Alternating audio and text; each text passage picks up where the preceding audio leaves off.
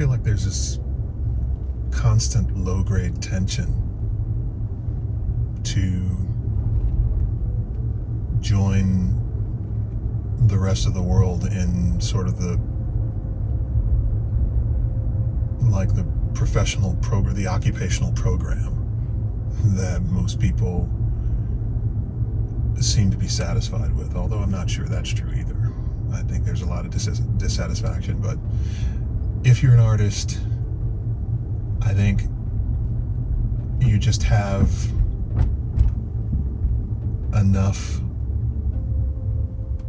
dissatisfaction with that path as you consider it, on your way out of school or whatever, and you're feeling like, I can't do that. Like, what I'm seeing right there can't be my life. I know that's the program. I know that that's going to give me, according to what everybody seems to be telling me, safety and stability and security. But I'm not sure I can do that and be happy. It's a trade-off. I can feel insecure but not necessarily happy, or I can feel some joy and endure the insecurity. And that's what I'm thinking about tonight. I am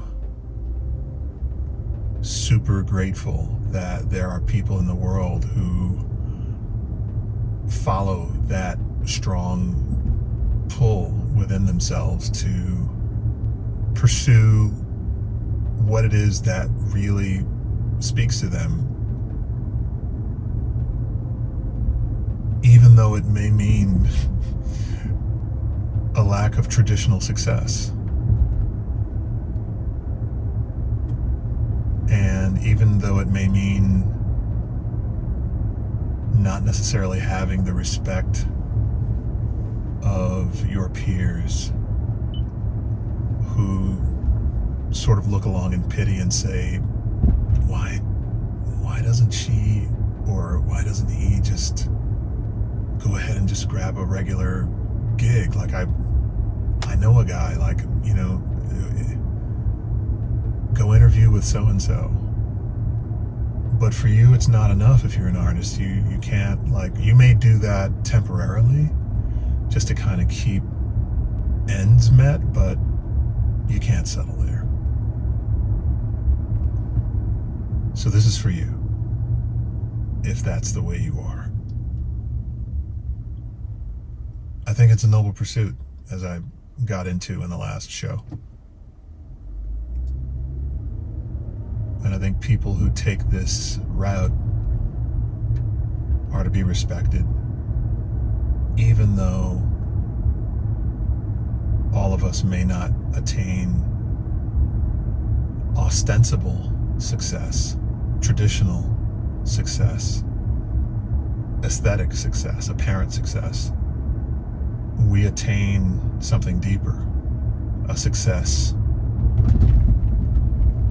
on the level of human connection in the way that only art can make possible. Welcome to Something I'm Learning. My name's Tang. I take a drive a couple times a week and just kind of chat about creative life. I'm not a professional of any kind, just an artist reflecting on life and learnings at the end of a given day. Your mileage may vary. I don't know that anything I say will be 100% bankable, but it's where I am right now, hence the name of the show. My hope with Something I'm Learning is to sort of help you come in for a landing, so to speak. I'm hoping you feel more relaxed as we drive along here. And I'm hoping that you're able to find somewhere dark and quiet and just kind of transition into your sleepy mode as you ride along passenger style. I think it's important that artists be reminded on a regular basis the contribution we make to the world at large. If you're someone who pursues those artifacts of imagination and bring them to life in the physical world, choreographer, photographer, producer, screenwriter, painter, digital artist, if you're someone who creates things from thoughts, I want you to know that you are a part of a very special brand of human being, transcending traditional boundaries to convene as a worldwide collective of creators. Though you may not be necessarily aware of it all the time, it's true. It's a special calling, and it is important.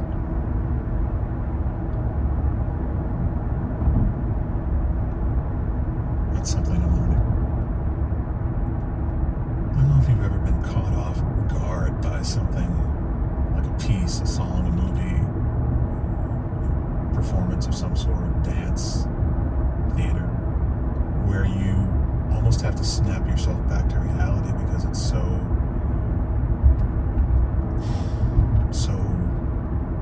arresting, like, what is even going on right now? That happens ever so once in a while. Even if you consume an incredible amount of artistic work, seeing paintings and going to shows and listening to music and, enjoying concerts, whatever, you'll go and you'll appreciate what's happening almost every time. But there's those times, and then there's times where whatever's happening reaches you. Like, that's what I'm thinking about. The difference between appreciating something and being reached by something. You know what I mean? There's a big difference. When you're reached by something, it paralyzes you at the risk of sounding overly dramatic. Like, it can really take a hold of you and cause you to think about the world differently. You've heard people say, I saw this thing, or I heard this thing, and I was forever changed. And I think if you haven't experienced that, you're likely to think somebody's being just super extra. But if you're an artist, chances are you've felt an artistic work on that level before. Otherwise, you would never have been motivated to try it yourself. I think artists have on average, deeper appreciation for art. Like, before we become creators, like we just love it so much that we can't let it go. Like, you'll go and experience something with a bunch of your friends in your teens, and you'll all, either yell or respond however appropriately it might be to whatever kind of thing it is. And then it's over, the house lights come on, and you guys leave, and your friends are like, wow, that was nice. So what are we doing next? And it's like, okay, you almost learn to hold back a little bit, save that, keep that to yourself at the end of seeing things, because in your past enthusiasm, you begin to recap did you see this part? Or did you see that part? And your friends just aren't feeling it that way. You're like, yeah, we were there, bro. Yeah, it was fantastic. We already said we enjoyed the show. And you're like, oh, okay, I guess I'm talking too much about this. You feel like people are wishing that you would just kind of let it go. But you can't, because you're wired in the way that creatives are wired. Ira Glass talks about it in his famous, I'd like to think it's famous, his famous monologue about the gap. The fact that the thing that drives you to be an artist in the first place is also the thing that discourages you from being an artist, a few tries in. It's because you have this unusually high taste where you appreciate good work so much to the point where you're like, I have to try and make this. Like, I have to try my hand at it. And I don't care how hard it's gonna be. I'm gonna go for it. And so you get on your merry little way, learning the craft, and you try something and it's horrible, and you try something else and it's horrible. And it's that same level of high taste that led you into the pursuit of art that sort of dashes your plane to pieces a few weeks or a few months or a few years in. And of course, his point was, you've got to get over the gap. That tension between the taste that you have to recognize what good work is and the pain that you feel trying over and over again and just not producing anything what you feel is near good work. I think a similar thing happens when you're first learning to appreciate anything. You start to see the difference between how art is affecting you as opposed to how it's affecting other people. And that starts to alienate you, and there's a chance that you could even feel weird and decide to resist that natural taste that you have. But if you're aware that other people are feeling the same way, all over the world, in thousands of languages, maybe it just may give you a little bit more steam to keep pressing forward, because eventually you reach the other edge of that gap and you produce something that's not quite half that bad,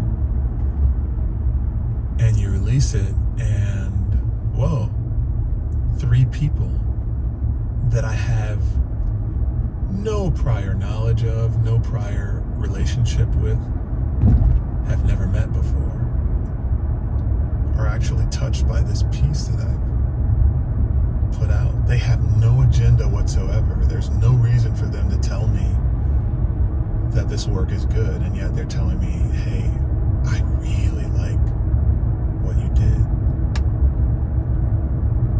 And that gives you a little bit more steam to push forward and do a little tiny more.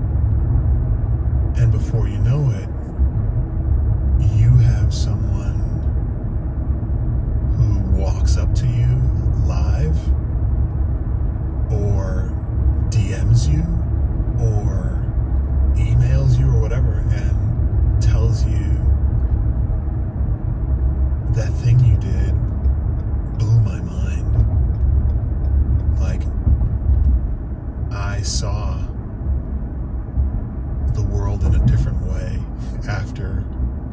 experiencing your art, and I am forever changed. Tell me, how many traditional career paths do you have a shot at blowing someone's mind?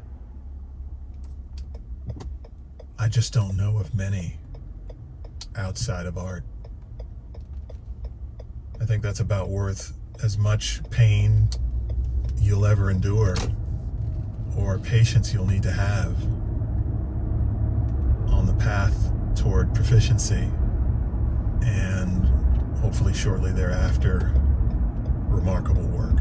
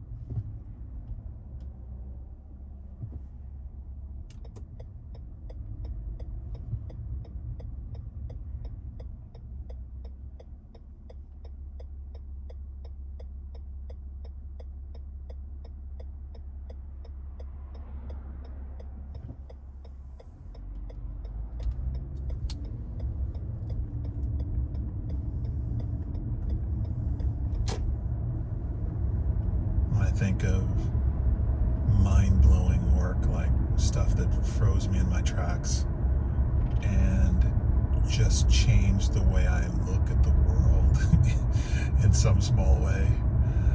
I'm thinking like Choreo, Lit for My by 1 Million Dance Studio. I saw that piece and I was blown away. I'm still blown away to this day. Anytime I put that on, I'm not here anymore. Anytime I go back to watch that, like, I'm not here anymore. Mind blowing. I appreciate a lot of choreography, but I'm reached by pieces like that.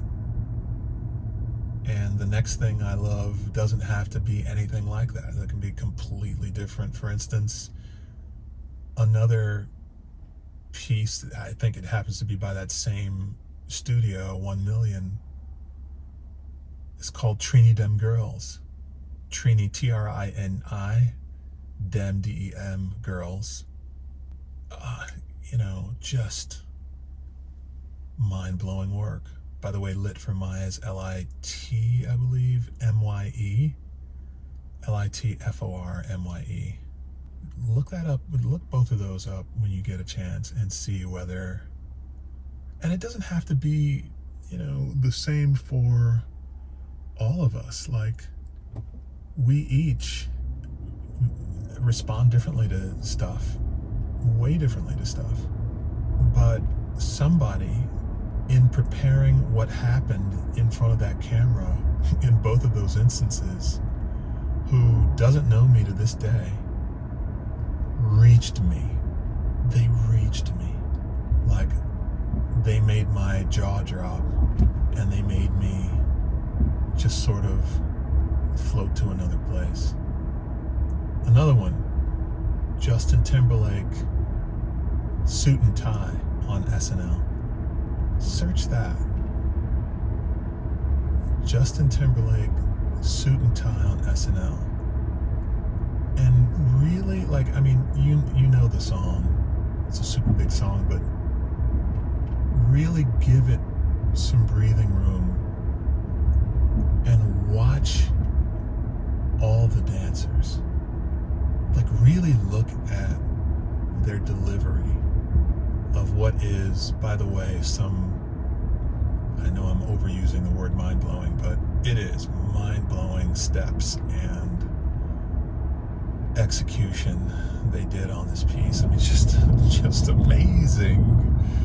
And they're so earnest and they're so present and completely locked in and engaged, but not in a militaristic, doing my duty way, but a genuine joy. It's a piece that feels like joy. Again, I appreciate and have appreciated so many works, of choreography, but only ever so once in a while am I reached. Does somebody actually reach into my chest and connect with me? And I'm sure you have your favorites as well. I don't know why all of my examples right now are about choreography, but that's just what it is. Oh, here's one I'm thinking about that's just a song, and I'm gonna leave it here because I think you get my I've overdone my point, as I frequently do. Go back and listen to Ecuador's Bones of Man Himalaya remix. Now, of course, Ecuador Bones of Man is an amazing song, period. But the Himalaya remix, go check that out.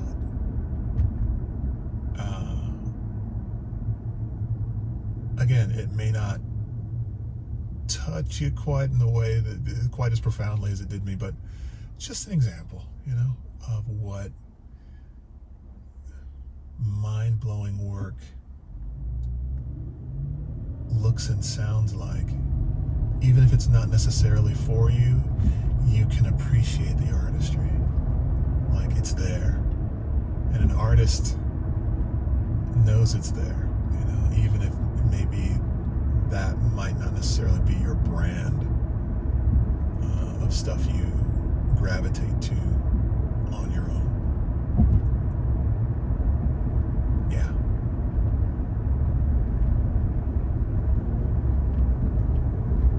Keep working on what you're doing, and one day you will blow somebody's mind. And what possibly, may I ask, is a more legitimate or better job than that?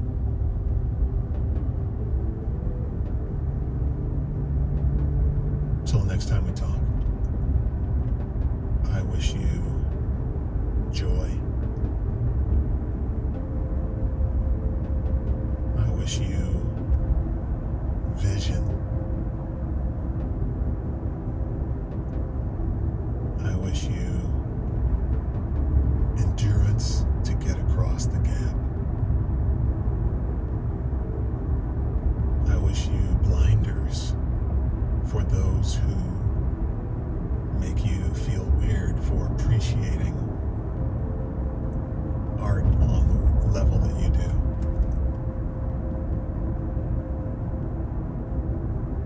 I wish you patience.